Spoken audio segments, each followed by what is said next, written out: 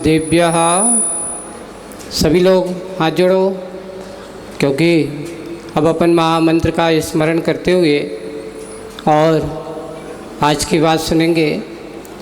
नमो अरिहंताणं, बोलो। आवाज़ ठीक कर माइक वाले भाई। नमो सिद्धाणं,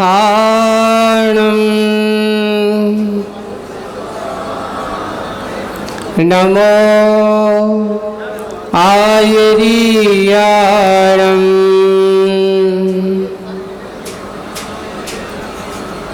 नमो वज्रायाणं।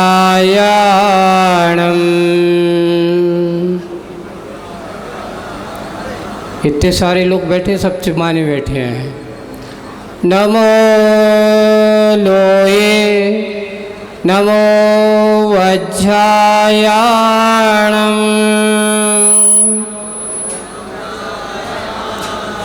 नमो लोये सव्यसावोणम्।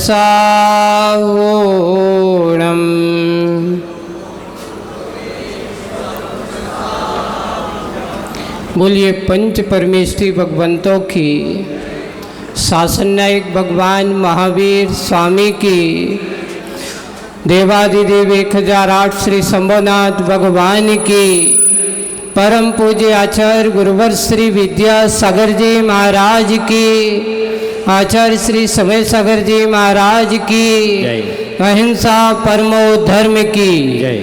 बोले परम पूज्य मुनि श्री अजय सागर जी निराग सागर जी महाराज की जय। बोले अलग श्री विवेकानंद सागर जी महाराज की जय। पंडित आसाधर जी का एक अनगार सागार धर्मावित नाम करके एक ग्रंथ है। आज वहीं से अपनी बात पूरी करता हूँ, क्योंकि उसका नाम है सागार धर्मामृत है। एक अनगार धर्माता था जिसमें मुनियों और राजों की कथा, मुनियों के व्रतों की कथा हो। दूसरा सागार धर्मामृत यानी गृहस्थों को कैसे जीवन संविधान, एक उनकी जीने की तरीका कैसा हो। तो उसमें लिखा है कि गृहस्थ कैसा होना चाहिए। तो सबसे पहले उन्होंने कहा धर्म पयारण हो। कैसा होना चाहिए? धर्म परायणता हो। दूसरा न्याय नीति से जीने वाला हो। तीसरा उन्होंने कहा अपनी व्यापारिक कुशलताओं से संपन्न हो। आगे बात आई, महाराज ये तो आपने उनकी कर्म की दृष्टि से कह दिए, पर धर्म की परंपरा कैसे चलेगी? अभी जो बात यहाँ कही गई, बहुत सारे वक्ताओं ने, हमारे सभी लोगों ने इस बात को कहा। तो वहाँ पर आसाधर जी ने उस समय लिखा कि कम से कम बेटियों की संख्या के बारे में नहीं कहा कि बेटियाँ कितनी होना चाहिए। उन्होंने कहा बेटों की संख्या कम से कम 3 होना चाहिए। कितनी होना चाहिए? बेटों की संख्या कितनी? कम से कम 3 होना चाहिए। पूछा गया क्यों? तो उन्होंने कहा देखिए 3 बेटे रहेंगे कुल की, अगर मान लो कदाचित एक धर्म रक्षा के लिए जाकर के मुनि धर्म का पालन करे, श्रवण परंपरा को चलाने वाला भी चाहिए, होना चाहिए। क्यों? लोग कहते हैं कि कोई गुरु महाराज आचार्य विद्यासागर जी मुनि मनाते हैं। आचार्य जी ने एक बार स्पष्ट कहा था कि मैं कौन होता हूँ मुनि बनाने वाला? मैं तो मात्र एक छोटा सा उनको मार्गदर्शन और संस्कार करने वाला। सही मुनि बनाने वाले तो होते ये गृहस्थ। अगर वे अपने बच्चों को अच्छे संस्कार ना दें, उनको अच्छे से संस्कारित ना किया होता तो आज हमारे पास इतने श्रवणों की लाइन नहीं होती। सही देखा जाए तो मुनि बनाने का काम किया है, तो सच्चे श्रावक बन करके तुम लोगों ने किया है। इसलिए सबसे पहले क्या करना है? अच्छे श्रावक बनना है। श्रावक बनने के लिए, धर्म की परंपरा चलाने के लिए कम से कम 3 बेटों की संख्या निर्धारित की है। आज आप लोग संतान को अपने यहाँ एक संतति चलाने वाली, सत को पलाने वाली का परंपरा कहा, आज तुम्हारे लिए संतान बोझ लगने लगी। जैन समाज के लोगों के पास पैसे की कमी नहीं है। अगर इनकी संपत्ति के बारे में देखा जाए तो ये चाहें तो 3-3 इतनी संपत्तियां हैं कि कुछ भी ना करें तो 2-4 पेड़ी तो बैठे बैठे खा सकती है। लेकिन हमारी साइकोलॉजी खराब होती चली जा रही है, हमारी सोच, हमारी विचारधाराएं। आज हम ये सोचने लगे, हमने अपने बच्चों को पढ़ाया लिखाया, सब कुछ कर रहे हैं। अभी जो दिनेश भाई जी ने जो कहा कि वास्तविक रूप से आज के समय में परिवार टूटने की बात जो हो रही है, बिना पढ़े लिखे लोगों के परिवार नहीं टूटते, पढ़े लिखे लोगों के परिवार ज़्यादा टूटते हैं। वो शिक्षा किस काम की जो माँ थोड़ी भी प्रतिकूलता में अपना सामंजस्य ना बिठा सके, अपना धैर्य खो दे। अरे प्रतिकूलता तो किसके जीवन में नहीं आई, यहाँ तक कि बड़े बड़े तीर्थंकरों के जीवन में भी आई। क्या वे मार्ग छोड़ करके भागे? ये कोई समाधान नहीं है समाज का। अगर हमारे किस घर में थोड़ा सा विवाद नहीं होता, किस वक्त में कहते हैं एक हाथ में अगर 2 चूड़ियाँ होती तो अकेली बिना आवाज़ के नहीं रह सकती, आवाज़ करती है। पर परिवार में अकेला थोड़ी होता, परिवार में सब रहते हैं। थोड़ी बहुत बात होती तो उसको ये नहीं कि हम परिवार को तोड़ दें, ये नहीं। अपने संतान को कभी भी हो, जब भी कोई विवाहित होता है, संस्कारित होती है, जाती है, और वहाँ जाने के बाद लेकिन थोड़ी सहनशील होना चाहिए। आपको एक बहुत अच्छा संस्मरण सुनाता हूँ। आचार्य जी ने कहा था, मल्ली सागर जी महाराज और श्रीमंती जी, एक बार ऐसी चर्चा हुई। देखिए आप, बोले एक सूर्य थे तो एक चंद्रमा थी। अब आप क्या समझेंगे? मतलब यानी तूज तेज थोड़े थोड़े में। मल्ली सागर जी महाराज को बहुत गुस्सा आ जाती थी, यहाँ तक कि गुस्से में उनको डांट देते थे। लेकिन श्रीमंती जी जैसी शांत शीतल स्वभावी, बोले कि उनका नेचर है ऐसा बोलने का, बिल्कुल ऐसा ही। तो उनने कहा, उनका देखिए एक सूरज है तो एक, अगर दोनों सूरज बन जाए तो आग बरसने लगती है, लेकिन एक अगर शीतल हो और एक थोड़ा गर्म हो। और इतना निश्चित है, आचार्य जी ने कहा था कि जो मन की बात हम अपनी मन की बात माँ से कह देते थे, वो पिताजी से नहीं कह पाता था। डर रहता था, डर लगता था। होना चाहिए थोड़ा सा एक भय एक तरफ होना चाहिए। संतान को बिना भय, आचार्य जी ने एक बार कहा था कि शक्ति बहुत जरूरी है। गुरु के शिष्य के ऊपर भी शक्ति होना चाहिए और पिता को अपनी संतान के ऊपर भी शक्ति होना चाहिए। क्योंकि कहा जाता है, अगर किसी बैल पर अगर अंकुश ना हो, लगाम ना हो, जैसे घोड़े को अगर लगाम ना हो तो बेलगाम हो जाता है। संतान के लिए कहा अंकुश होना चाहिए, अपने माता पिता का कर्तव्य निभाना चाहिए, ये हमें बहुत ज़रूरी है। आज का ये दिवस उन प्रतिभाओं को जिन्होंने आपने पढ़ाया लिखाया, बड़ा किया, बहुत अच्छे से यहाँ तक पहुँचाया, और यहाँ पर उन्होंने अपनी योग्यता और अपनी प्रतिभा के बल पर लौकिक शिक्षा के क्षेत्र में आज कदम बढ़ा करके यहाँ तक पहुँचे हैं। लेकिन उन सबके लिए मैं ये कहूँगा कि अपने जीवन काल में तुमने लौकिक शिक्षा के क्षेत्र में जैसे ऊंचाइयाँ छुई हैं, वैसे बंधु अपने धर्म, अपनी कुल परंपराओं के क्षेत्र में भी आपको ऐसी ऊंचाइयाँ छूना चाहिए। अगर आप अपने धर्म को भूल करके, अपने गुरु को भूल करके, अपने कुल परंपरा को भूल करके अगर चलोगे तो आपका कितने भी बड़े से बड़े आज जो यहाँ बैठे हैं, मलय जी को मैंने देखा, इनके पिताजी भी जज हैं, जज थे, अब रिटायर्ड हो गए हैं। लेकिन मैंने देखा जब भोपाल में था, इतने बड़े जज के पद पर रिटायर्ड हो जाने के बाद अब पूर्णतया महाराज, मैंने अपने जीवन काल में अपने माता पिता से यही सीखा था कि अपने भगवान और अपने गुरु से बड़ा दुनिया में और कोई नहीं होता,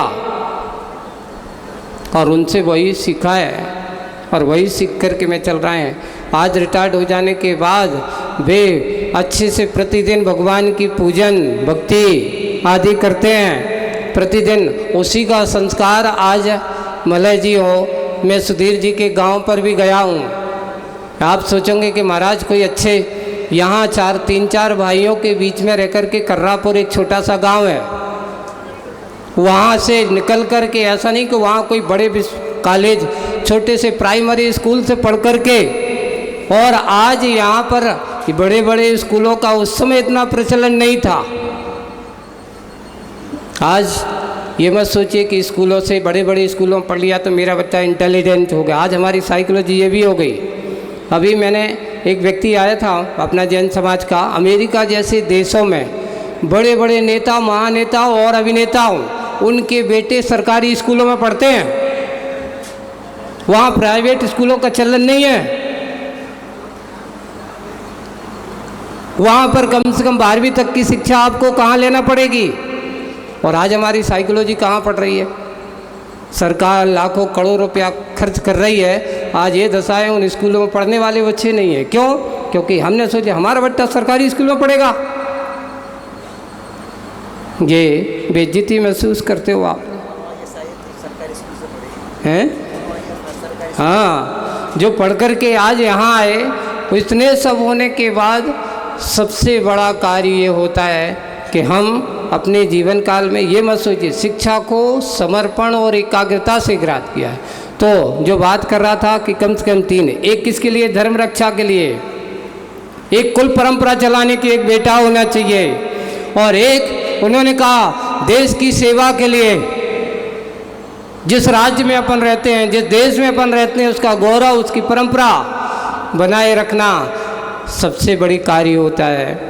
बंधुओं, आज हमारे बच्चे अगर शासन प्रशासन के क्षेत्र में भी रहते हैं तो हमारे समाज के ऊपर आए हुए जैन समाज के पास बड़ी बड़ी संपत्तियां हैं, बड़े बड़े सारे इतने अच्छे जिनालय, इतना सब कुछ है, और अगर शासन प्रशासन में तुम्हारे अपने बच्चे और लोग नहीं रहेंगे तो आने वाला समय बड़ा विकट है। जैसे कि अभी कहा जा रहा है कि 2029 तक बहुत उथल पुथल की स्थितियां होना है, बड़ा परिवर्तन आने वाला है, और आपकी संख्या बल और साहस बल अगर भी कमज़ोर और हो गया तो क्या होगा? हमारी अपनी धर्म रक्षा के क्षेत्र में हमें सबसे पहले आगे आना होगा। और एक कार्य यहाँ पर जो हमें करना है वो कार्य और भी अच्छे से होना चाहिए।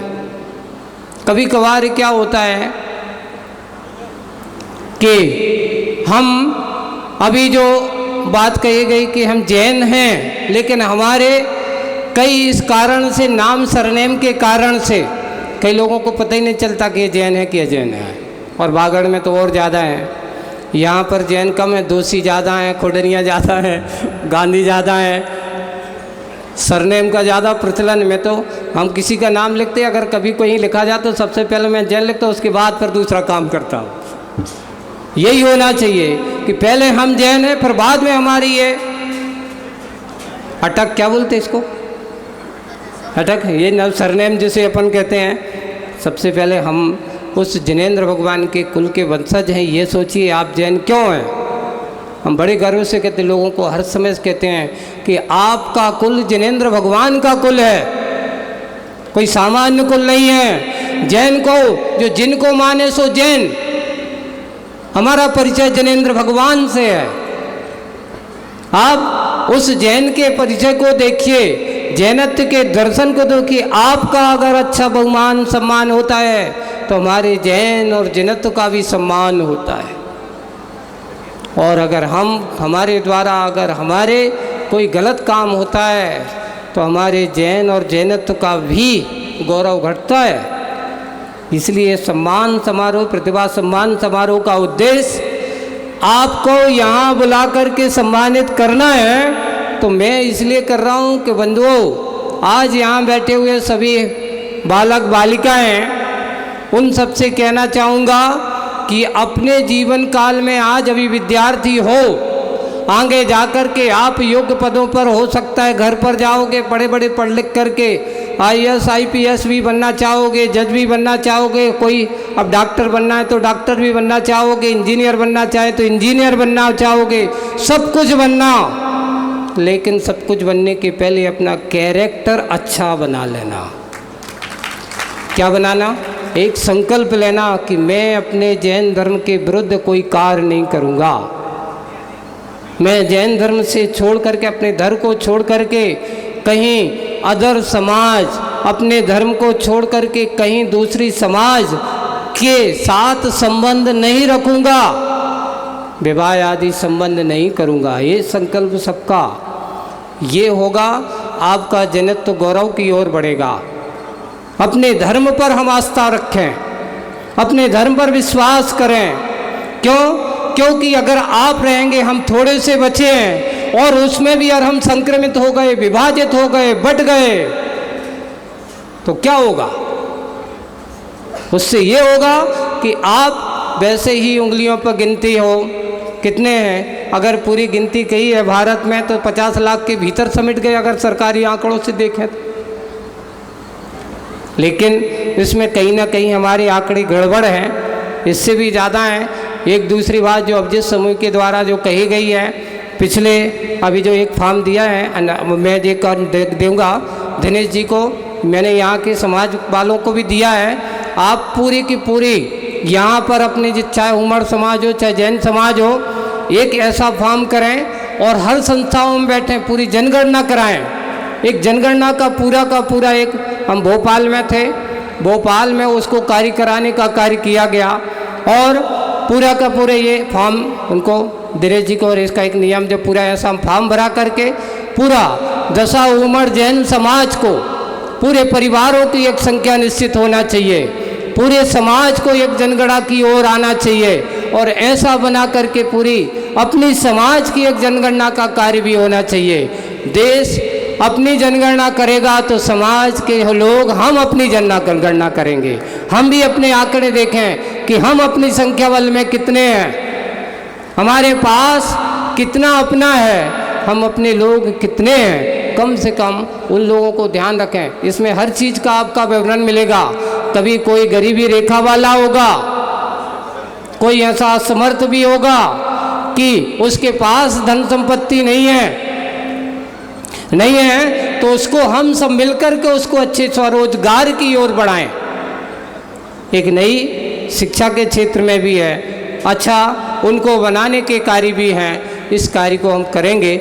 आज का ये सम्मान समारोह का कार्यक्रम अब बस यहाँ इसलिए इस बात को कहा जा रहा है कि पूज्य आचार्य भगवान के परोक्ष में पूज्य आचार्य भगवान की स्मृति के स्वरूप में उनको याद करते हुए आज के इस पावन दिवस पर, शरद पूर्णिमा के इस पावन अवसर पर यहाँ पर इस बागड़ क्षेत्र में जो सम्मान समारोह का एक कार्यक्रम पूरे के पूरा दशा उमर समाज महापंचायत भी इसमें सहयोगी रहे और यहाँ पर अभिजित समूह का गठन किया गया और अभिजित समूह के अच्छे हमारे सभी युवाओं ने मिलकर के इस योजनाओं को इस रूप दिया है और यहाँ तक पहुँचाया है।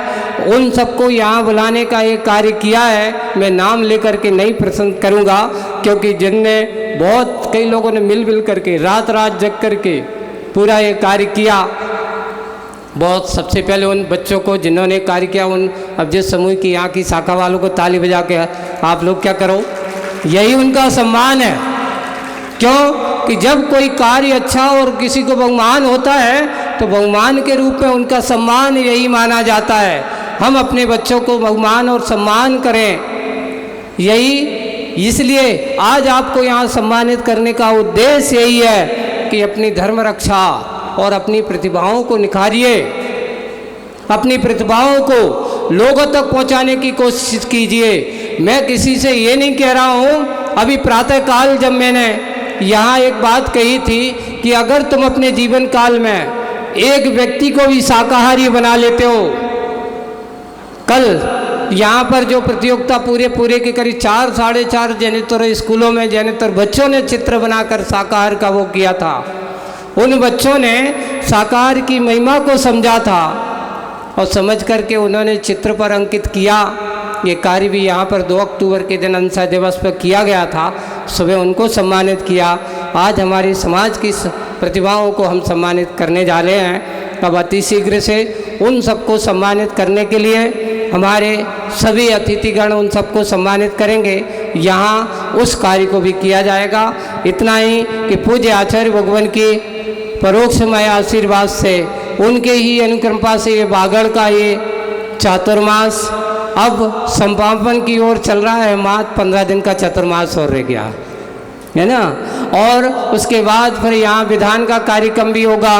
विधान के कार्यक्रम में यहाँ पर तिथि परिवर्तन 10 तारीख को रखा है। 14 तारीख को जहाँ पर भी इस बागड़ के जितने भी 5 साल से लेकर के 15 साल और उतने बच्चे जिनका भी विवाह नहीं हुआ, वे भी आ सकते हैं बिना विवाह वाले। 15 साल सीमा मत समझ लेना। 15 और बालिकाओं के लिए भी इस नियम और इस संस्कार के इस कार्यक्रम में आना है। लेकिन अंतर इतना है, पुरुष बालकों के लिए मुंडन कराना जरूरी है, बालिकाओं को नहीं है ना। उनके लिए मुंडन नहीं है, उनके लिए कोई शुल्क नहीं है। बालकों का जरूर है कि लोगों ने उनकी ड्रेस तैयार की है तो उस ड्रेस का एक नॉमिनल चार्ज रखा हुआ है। उसके हिसाब से आप उस उपनयन संस्कार की क्रिया जहाँ जहाँ पर भी हो। 14 नवंबर को बाल दिवस है और उस दिन बाल संस्कार उपनयन संस्कार का कार्यक्रम भी दोपहर में विधान के दौरान इसी पंडाल पर होगा। उस कार्यक्रम को भी लोगों तक पहुंचाने की चेष्टा करेंगे और जो भी जहाँ के हैं उस दिन यहाँ दोपहर में उपस्थित होंगे। इतना ही कहते हुए विराम लेता हूँ। बंधुओं, हमें गर्व होना चाहिए कि हम जैन कुल में हैं, हम जिनेंद्र भगवान के कुल में हैं। अपने जिनेंद्र कुल की गरिमा को बनाए रखना, जिनेंद्र भगवान की शान को बढ़ाए रखना, ये हमारा परम कर्तव्य होना चाहिए। सब लोग उस कर्तव्य का पालन करें। इसी भावना के साथ बोलिए परम पूज्य आचार्य गुरुवर श्री विद्यासागर जी महाराज की जय जय। आज के इस जैन प्रतिभा सम्मान समारोह में समस्त